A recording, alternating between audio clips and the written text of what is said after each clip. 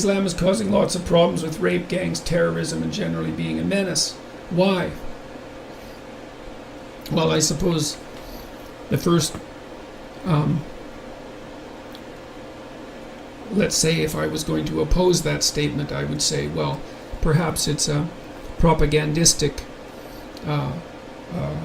what would you call it, conspiracy to blame what's happening in Europe on Islamic immigrants. I guess part of the problem is that, at least as far as I can tell, the news has become sufficiently unreliable because it's so polarized that we can't really tell what's going on. I mean, I think the reason that Europe is clamping down on speech critical of Islam is partly the same reason that the entire Western world is clamping down on speech that's critical of anything that is associated with group identity, which is pretty much any set of ideas that unites people. And it's a consequence of the collective decision that we've made that egalitarianism and conflict avoidance constitute the two highest virtues, and they trump everything else, including free speech. Now, why that's happened is very, very difficult thing to say. I mean, I suspect to some degree that it's a consequence of women becoming involved in the political system, which is something that we've never experienced before. And women are more agreeable by nature than men, and agreeable people are compassionate towards those they see as suffering, and that seems to include any minority, especially when you combine that with a kind of neo-Marxist doctrine that claims that anyone who has an advantage swiped it. And I think in the Islamic situation you get a real conflict there, because it's obviously the case that many Islamic practices are not commensurate with postmodern neo-Marxist feminism, let's say, but they seem to get a free pass. And I guess that's because the idea that all cultures are equal trumps the requirement for human rights for women. And maybe the other thing that's even darker is that there's a fair bit of revolutionary fervor in the more radical end of the left political spectrum, and that radical fervor is devoted towards tearing down the patriarchy, and of course that's basically Western civilization. And so because Islam isn't part of Western civilization, then it can be seen as an ally in that attempt. That's what it looks like to me. I also think, that ignorance and all of that contribute. It isn't obvious that people who are afraid of such things as Islamophobia really understand anything about Islam. I wouldn't say I understand anything about Islam, even though I've read a fair bit about it. It's very difficult to put yourself inside a different belief system. I'm somewhat apprehensive about Islam because it looks to me like it's a totalizing system as well as a religion. And it's a totalizing system because everything has to come under its purview, including law and everything that goes along with that. There's no separation between church and state. And so I don't see how that's commensurate with a Western mode of existence. And I don't think people want to have that conversation because they want to say, well, no, everyone, diverse as they are and important as that diversity is, apparently such that everyone has to be represented equally, the diversity isn't really about anything fundamental, and we can all get along without a problem. And I'm afraid that that's extraordinarily naive. And then I suppose there's also an element of something like Western guilt, I guess, perhaps, for what has been described as our imperialist past. There's been a very long-term assault on the, what would you call, on the morality of the West. We're often viewed as the rapers and pillagers of the world, and that sort of goes along with the environmentalist ethos. And so I think we do have a fair bit of guilt about that, whether it's warranted or not. History is a bloody nightmare, and it doesn't matter where you look. And I would say at least the West has brought advantages along with its disadvantages. And I think that our attitude towards individuality is fundamentally correct and absolutely vital. And I would also say that the only countries in the world that are essentially worth living in any real sense, are the ones that are predicated on the Judeo-Christian tradition and manifested in the Western body of laws. So how How should developed countries respond to the mass migrations caused by war and climate change? Well, certainly not the way they're doing it. In fact, what's called the refugee crisis is in fact a moral crisis in the West. I mean, there are countries where there are cases in history of migrant crises that are severe. In fact, we're living in such a case.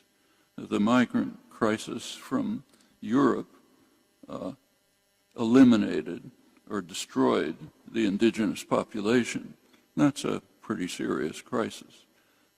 That's the extreme case of migrant crisis. Today, there are countries that are absorbing huge numbers of refugees. Lebanon, poor country, is about 40% migrants, refugees. Lebanon had nothing to do with engendering the crisis, but it's taking the consequences. Jordan has a huge number of refugees, so does Turkey. The United States has practically none. Europe has very limited number, very small compared with not only with its wealth, but also with its role in creating the crises. Our role in recent years is even greater. So on the one hand, you have rich, powerful countries which have played a major role in creating the crises and are now groaning because maybe they'll have to accept a tiny bit of the consequences. And you have poor countries which had nothing to do with the crisis, which are absorbing the refugees. So that's a moral crisis. We have in the United States the same crisis with regard to Central America. People fleeing from Central America are, for the most part, fleeing from crimes that we committed. And then we tell Mexico to send them back and not let them come near our border, pretty much as Europe does in the case of Turkey. This is not only true of the migrants from Iraq, Syria, the Levant region, but also from Africa. One effect of the destruction of Libya, actually initiated by France and England, with the U.S. Leading from behind, as Obama put it, has been not only to destroy Libya, but to and vastly increase the level of the human disaster, catastrophe killings in Libya, but it also opened a funnel for people fleeing from Africa. Well, Europe has a certain relation to Africa over the past couple of centuries. Don't have to review it. Now Europe, again, groaning under the impact of the flight of people from regions it has devastated. And this is not ancient history. It's recent, current history. So take the richest country in Africa, potentially the richest country, which could have led Africa to become the flourishing region, Congo, enormous wealth. It was a Belgian colony. The treatment of the Congo by the Belgians was horrendous, even by the standards of European imperialism, which was horrible enough. It was one of the worst cases. In 1960, the Congo did achieve liberation. They had a political leader, young political leader, very promising, very popular, Patrice Lumumba. What happened? The CIA instantly targeted him for assassination, but they didn't make it. The Belgians managed to assassinate him first through proxies, and they didn't take any chances. So his body was cut up in pieces and dissolved in sulfuric acid. That took care of Lumumba, and the Congo hoped for independence. Then the United States and its allies supported a murderous kleptomaniac, Mobutu, as long as they could. Won't go through what's left of the country. Right now, the last couple of years, the worst atrocities in the world are carried out in the Congo.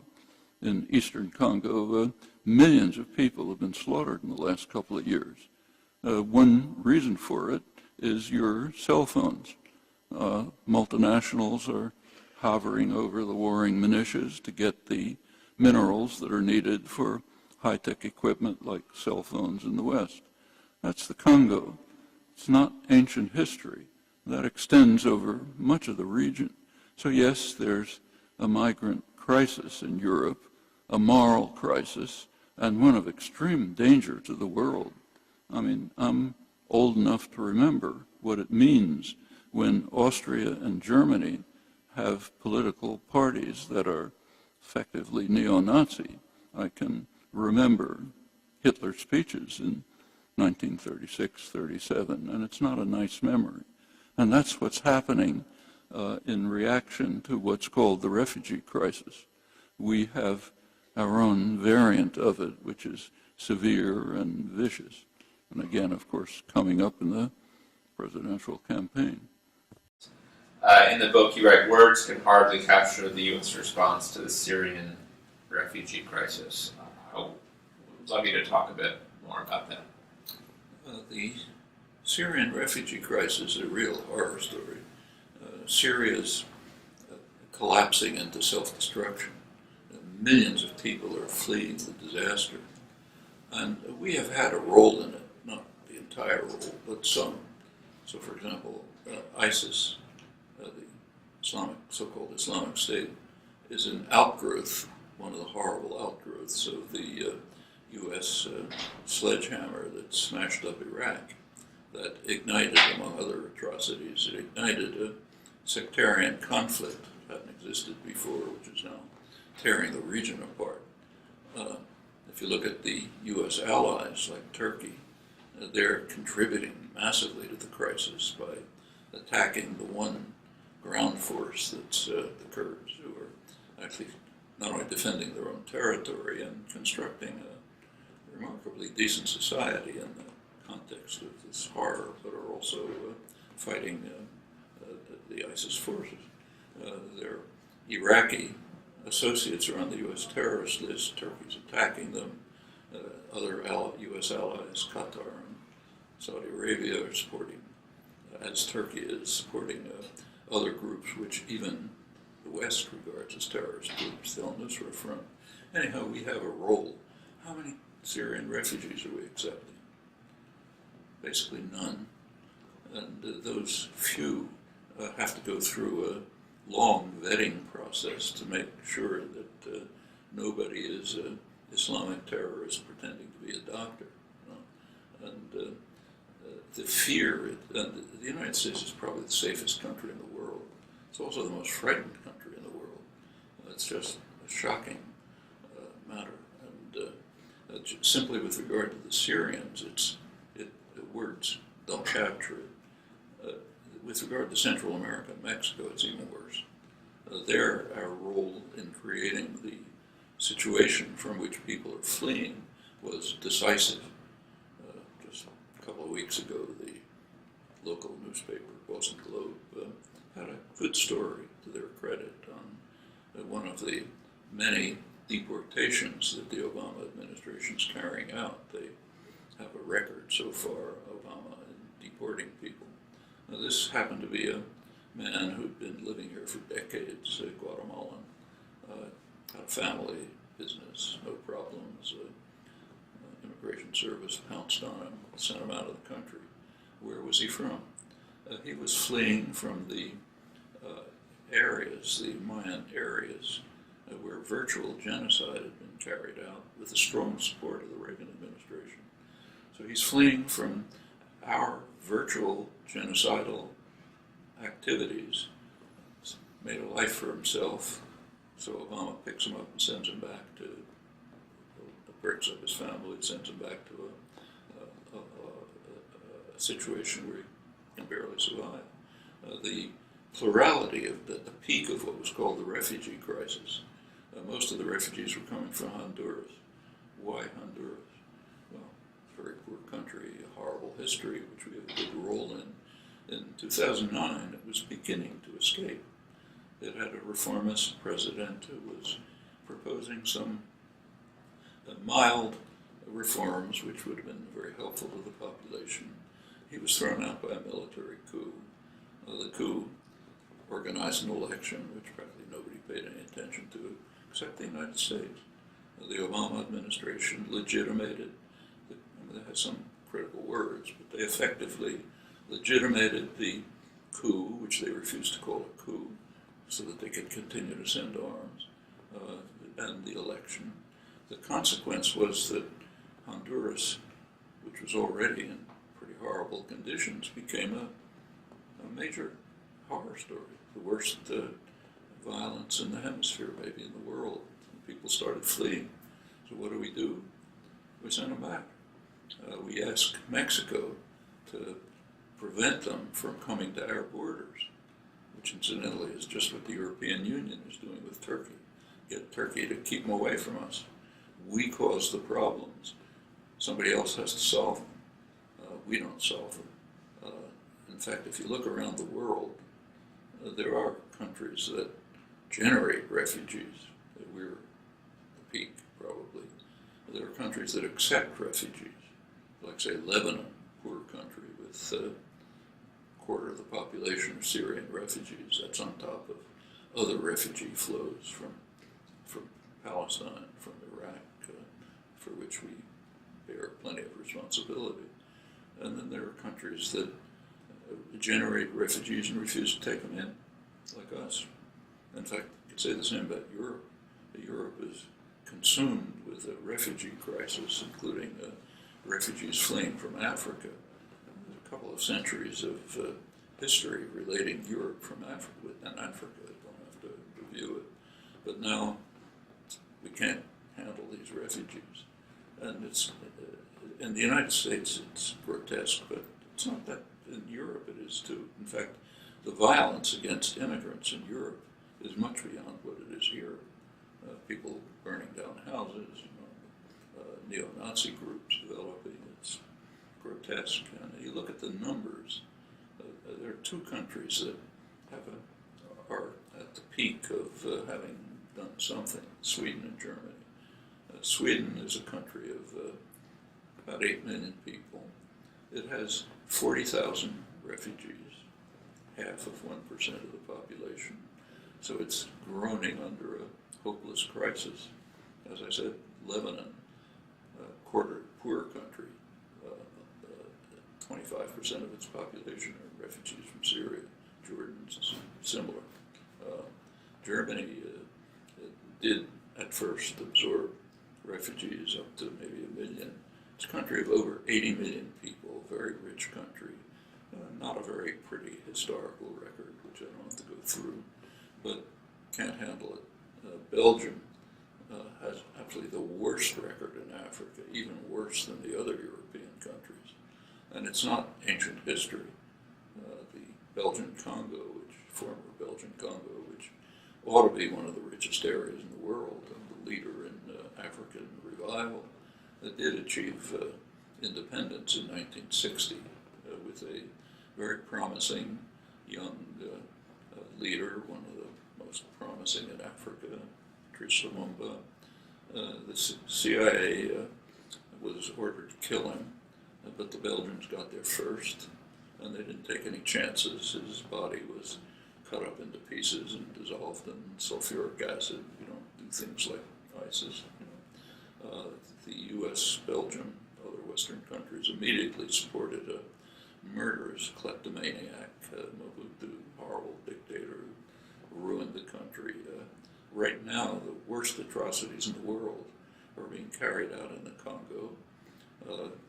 Partly U.S. ally Rwanda is involved, partly it's militias trying to steal the rich mineral resources with multinationals looking over their shoulders so that we can get the minerals that are used in everybody's iPhone and other high-tech devices. Millions of people have been killed, every possible horror story. But Belgium is groaning under the crisis, the refugee crisis, like the rest of us. The whole picture is just, again, I don't think you can find words to describe it.